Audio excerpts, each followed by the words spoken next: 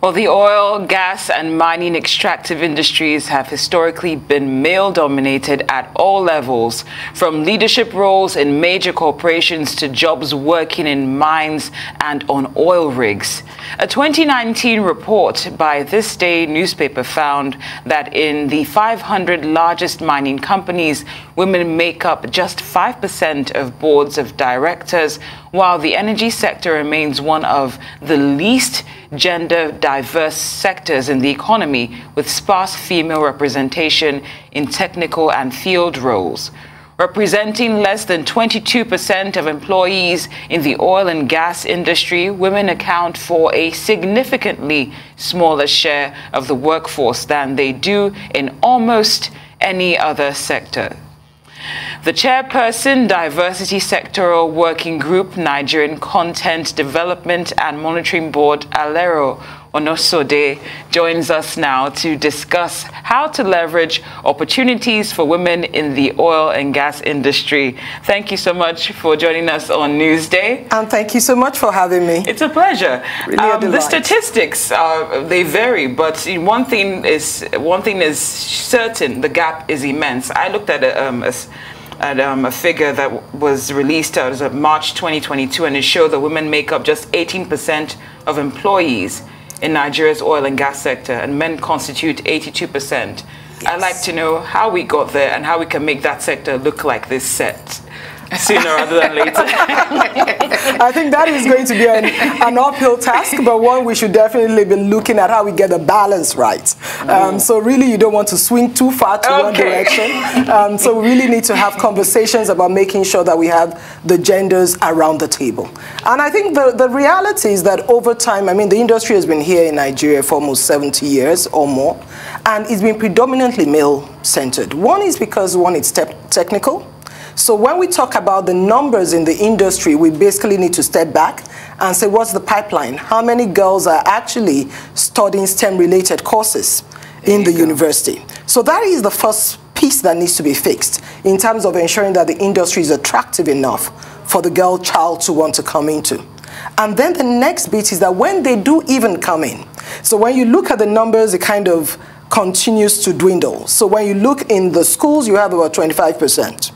And then you get to the workplace and that reduces to by another 10%. Then you get to the top and then you're talking of 1 or 2%. So the other real challenge is, what are the blockers that have stopped women, even when they do make a choice to come into that industry, to actually make it to levels where they can begin to shape and impact things. And that is one of the reasons why we're having the conversations today, to say that the narrative needs to change going forward.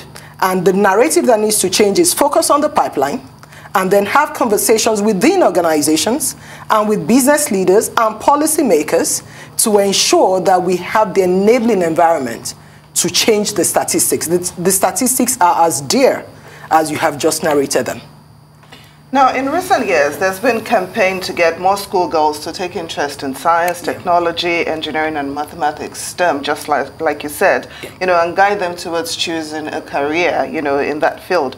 But with Nigeria's current educational status and the challenges that we're facing in the educational system, how successful has this campaign been? Are our universities even fully equipped, to deliver the best minds in STEM? And I think that continues to be a challenge that we need to focus on and address headlong. I think you're right. So it's a double jeopardy, as you would call it, because in the first instance, you do have an educational sector that is lagging just in terms of the quality of graduates that come out of it. And you begin to see the interventions by various companies to close that gap. So when they do come out, you put them through intensive programs that kind of prepare them to work for you. So there is an intervention to address that. The second level of intervention is, how do you, even in that number, be sure that you have sufficient female representation? And what we've seen over time is the number of female bodies that are focusing on ensuring that you create that awareness. So you have the Society of Women Society of Women Engineers, AFWEN, and many other bodies, when a lot of women bodies are focusing on how do we get these girls interested. But there is still a lot of work that needs to be done there. So really, we're one step behind the quality, but just the numbers. So once we have the numbers there, then at least the interventions that organizations are putting in place can address both genders. And you spoke earlier about the attrition rate as we go higher towards the professions in the sector.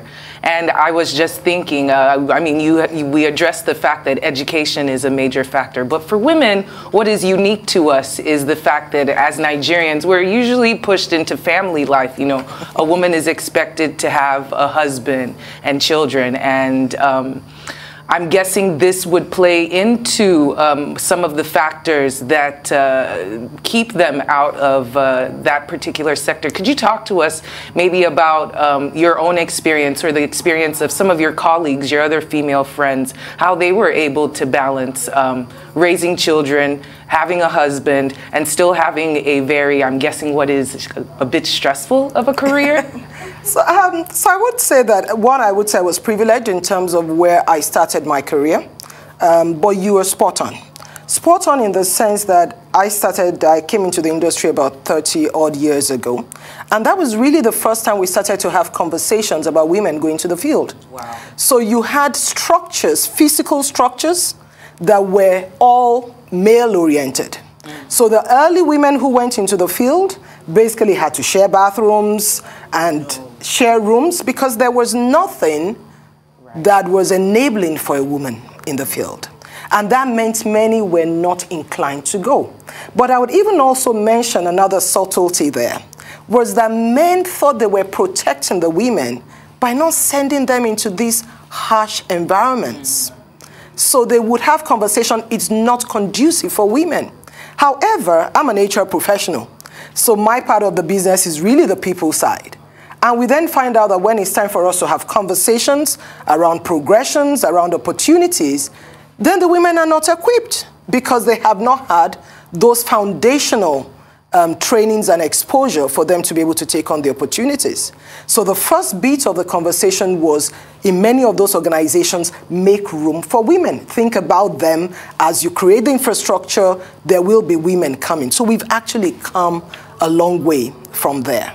And then the other piece is, as you said, even with all of that going to the field and back, you're going to be a mother, and you're going to have to juggle all of those needs of the society and pressures that you have to handle. Again, for some organizations that are doing well, so I talk about where I worked with Shell. Now we see Alero, who is the first female MD for SNEPCO. And what is the difference with those organizations is that they were intentional in looking at policies that enabled the woman to flourish. And so the reason we're having this conversation is that we're not talking of a spattering of organizations, not mentioning one or two, but that we can actually look across the sector and see all organizations consciously addressing these barriers and enabling women to succeed.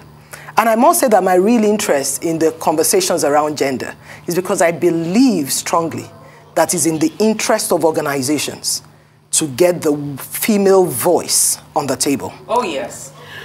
Very well said. We've just been told we have a minute, but quickly, please. As of 2019, we understand that at the close of a workshop organized for women in the oil and gas industry, the Executive Secretary, Nigerian Content Development and Monitoring Board promised to initiate policies that will increase the population of women in the oil and gas sector. How much progress has been made on that? So I would say the first step of that journey is setting up the sectorial working group in the first instance. So this group was actually set up in 2020 to begin to address or get that voice on the table and articulate the story.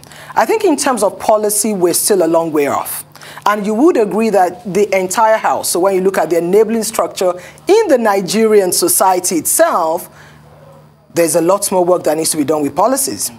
And that policy then begins to translate into what the other organizations are doing. So clearly a lot more work needs to be done with regards to that. And that is why we're meeting again on Tuesday, the 14th of June, when we do have the second Women in Oil and Gas Conference, to begin to put some more flesh to the bones as to what do we really need to see to ensure that we have that on board. Mrs. Alero Onosode, thank you so much for joining us on Thank you so much. I really appreciate the opportunity.